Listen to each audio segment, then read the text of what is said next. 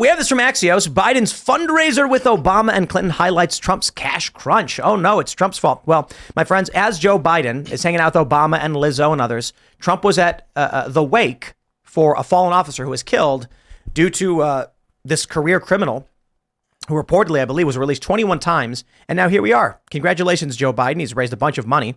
They say the Biden campaign is expecting to raise more than $25 million in one night, which they say will make it the most successful political fundraiser in American history. Wow. Biden's campaign in the DNC ended last month with more than twice as much cash on hand as Trump and the RNC, $44.8 million. Axios' Zachary Basu and Aaron Doherty report. The sold-out fundraiser will only add to the growing cash disparity between the two parties' presumptive nominees. Yes, because they arrested Trump. Yeah. So they arrest Trump and then force him to spend his donations on legal fees while they go out and fundraise and tie him up in court. I'm going to say it. Y'all know what I'm going to say. These people are evil. There's no real way around what's going on right now. We've seen Kevin O'Leary go on about what's going on with Trump. Basically, they can find something, get you on, and the judge can just rule. So we're in a situation where if they don't like you, if they don't want you to run for something, they will find a way to get you. They will find a way. There's no way around it. Even Donald Trump is not immune to what's happening right now. If they can do it to him, and they're right, he says this, they can do it to him, they can do it to any of us, and they do. Thing is, we're hearing about it because it happened to Trump. How many business people have they done this to? That's what I want to know. Who have we not heard about? It's pretty clear and obvious that if Trump weren't running for president, that not all of these cases would be going against him. It's also interesting, though, because I don't know how cash-strapped Donald Trump is with dropping his the IPO for Truth Social.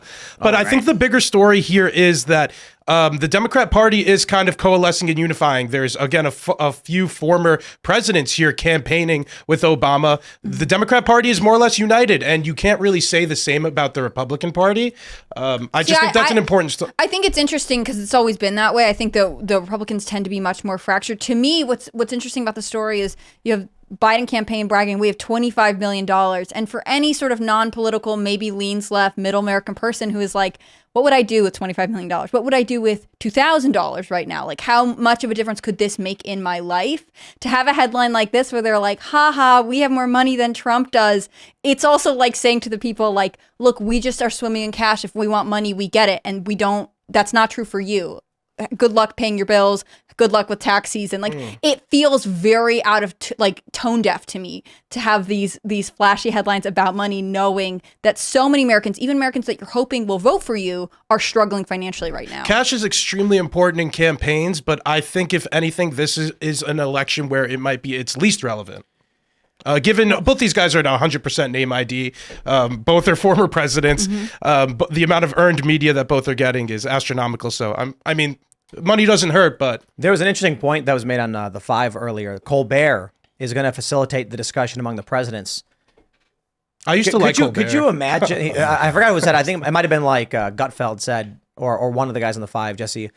If they did anything like that, they'd be out. I think it was Jesse Waters. They'd be out in 10 minutes. If they said we're going to host a fundraiser for a Republican, Fox would be like, "Are you nuts?" But this is the game they play. Stephen Colbert goes on TV screaming and lying about Donald Trump, and then goes and hosts fundraisers for the Democrats. As we all know, the only person who should be mediating a debate between Biden and Trump is Theo Vaughn. That would be the most hilarious thing I've ever seen in my whole life. And also, I think more people would feel like they can relate to it than Stephen Colbert, who's been, a mainstream media darling for as long as he can remember. You know what, though? I mean, the night is always darkest before the dawn, they say. And I wonder if this is but a fleeting moment and victory is inevitable. It's going to be hard. I mean, is Pressler still the guy for the ballot harvesting initiative? I think he is, right? Because I heard he's in, he's out. At the end of the day, it's not your grandfather's election. Well, he's still ballot harvesting, it seems like, regardless of if he's with the RNC. I have seen reports that he's not going to formally be with the RNC, but I don't know. And whatever, he's kind of the guy, but looking at what's going on right now, it's not even about the popular vote. It's who can get people to go out and vote. Are people mad enough to vote against Trump? Because no one's voting for Biden. No, people don't like Biden. I don't even see Democrats. They're like, well, I guess he's not Trump. But the thing is, I think who Trump picks as a running mate makes somewhat of a difference, but not as much. I think that you're seeing this demographic shift where, am I seeing the black vote is going in favor more so? Maybe. I mean, maybe. They say it every cycle, like, oh, wow, the black vote's shifting, and then it doesn't. Yeah. So we'll see. Well, I mean, there are, again, you look at optics. Look at did you see that kid who was going to the community center to play baseball, had his little baseball bat in his bag, was going, and the entire thing was taken over by illegal immigrants. Wow. So, I mean, those optics in the black community, because look, I grew up in those communities. You take away the community center, you take away a kid's life, take away his opportunity, his chances. You take away sports, that kid's probably not going to make it. I think the lack of consensus in the Republican Party, the lack of unity is, again, going to be a huge issue for them, because even on ballot harvesting, I feel like Republicans can't get this on the same page on that. On mail-in voting, the Republicans can't get on the same page. I'll tell you, Joe Biden and Obama aren't debating whether or not to do ballot harvesting or mail-in voting, but It's because there's a cult and there's a not cult. And the not cult, which is coalescing in the Republican Party, is arguing with itself.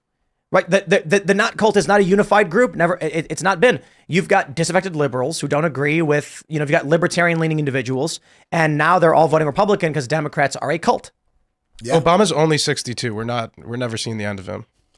Oh, that guy's going to live. He's going to be doing these fundraisers with the future. He's got 40 whatever more Democrat years is to go. running, and 3 cycles down, Obama will be fundraising for him. So I still think he's the most popular Democrat. And then Robama.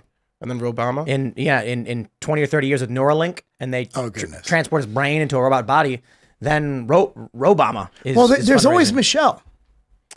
There's always Michelle. I'm not so sure she gets involved.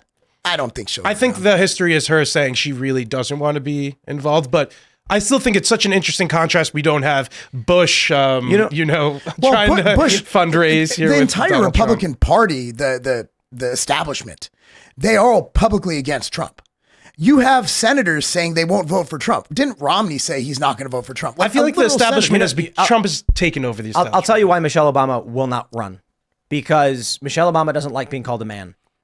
I think if there's one thing you can say to insult a woman, especially an aging woman, is, I'm pretty sure you're a man. And so... Women don't like that. Yeah, women don't like that. Chicks don't like that. No. Michelle Obama, who is a woman and has children, but a lot of people don't believe it, this was a very powerful and clever political tactic to use against a prominent female Democrat. Is whether it's people legitimately believe Michelle Obama is a man or not. I do not believe Michelle Obama has the strength of will to withstand people screaming "you're a man" in her face and posting these videos and photoshopping her face. And that's a brutal thing to endure, and it's effective. Yeah. Well, she would only run if she felt either really drawn to power or really drawn to service of the country. And she has influence. People care what she says. She has money. Like, she doesn't need to be the president to live a very luxurious elite life. And I don't think she necessarily feels called to serve the people. Your wife is a man has always been a very interesting political attack to me. And I think Candace Owens recently said that Macron's wife, Bridget Macron, is a man. Is a man. So, yeah, I mean, it's a very potent political attack. Prime Minister if you of France. if you want to politically attack somebody, just be like, hey, that person's wife's that's a man. Well, I think when you look at the say like Instagram data on young women, and you see the high rates of depression, it seems, based on the current research we have, that women are much more susceptible to the negative impacts of trolling than men are. So you have to imagine, like, what has Obama heard about himself? He's heard racist things. He's heard that he's a murderer. He's had podcasters go on these impassioned and fierce rants, bang the table about how he murdered 16-year-old Abdurrahman al-Awlaki and should be tried for war crimes. And how he signed the indefinite detention provision and he drone striked weddings. Just podcasters ranting all day and night about how bad. He doesn't care. No. He pressed the button. He knew what he was doing when he did it. I don't think Michelle Obama can look at the screen with someone showing a zoom in on her crotch, forward and reverse while she's dancing, and they're like, that's a penis. And I think she looks at that and she's like, I do not want to do this. I cannot do this. That's just terrible. And again, what does she get out of it? Like, unless you feel called to serve the people or you're chasing power, why would you run for president? And right. She doesn't feel called to serve, and she already has power and influence. Barack, yeah, exactly. Like, there's no benefit for her other than to be ridiculed by the press. To save the country from Donald Trump. I just said she doesn't feel called to serve. It's not that. It's not called to serve. It's if they stand to lose control because they have no one left. Look, Biden doesn't even count. Okay, no. Biden is like a nostalgia for older voters. You know, that's it. It's like, remember Obama years? That's Biden, and that's all you get. After him, what are you going to do? Hey, here's Buttigieg. They're going to be like, nah. Michelle doesn't have to run because the Obamas are already in power. The people who staff Joe Biden's administration are already the Obama administration you got people. It right. So yeah, you got it right the first time. Yeah. Why even bother running? You know, just staff with all Obama people. Both parties don't really have someone waiting in the wing. Like, there's not a number two. Would you say there's a number two for either party? Republicans, yes. I think there are, yeah. Republicans, DeSantis and DeSantis is a coin toss now because of the way he ran his campaign. But I think he learned, and I think he went up against Trump. And that's true. That's true. That's like being a defensive lineman and Tom Brady is standing there right in front of you. Like, you can't out troll Trump. Like, he doesn't care. The Republicans are in deep shit after Donald Trump retires from politics. There will not be. I don't think the Republicans are going to win another presidential election. No, because Donald Trump was a once in a generation political figure. But to say that they'll not win for a while, that's ridiculous. I think that's what I think, and we'll see. But I think Donald Trump will win this upcoming election. But then further down the line, I think the Republicans won't be able to coalesce their coalition. I think the Republican coalition is fracturing deeply, and more so than the Democrats are. So I think the Israel. I hope I'm wrong. Israel. I hope I'm wrong. The Israel fragmentation with the Democratic Party is substantially worse than anything the Republicans are dealing with. I couldn't imagine another figure who could have that charisma and can inspire cult-like attitudes from the public. Anything similar to Trump. What does that have to do with what I'm talking about? Well, but if you that's what I think it requires to inspire and win. Look at Minnesota. As a Republican. Biden's actually going and spending some time in Minnesota now because the Palestine-Israel thing is driving even that base.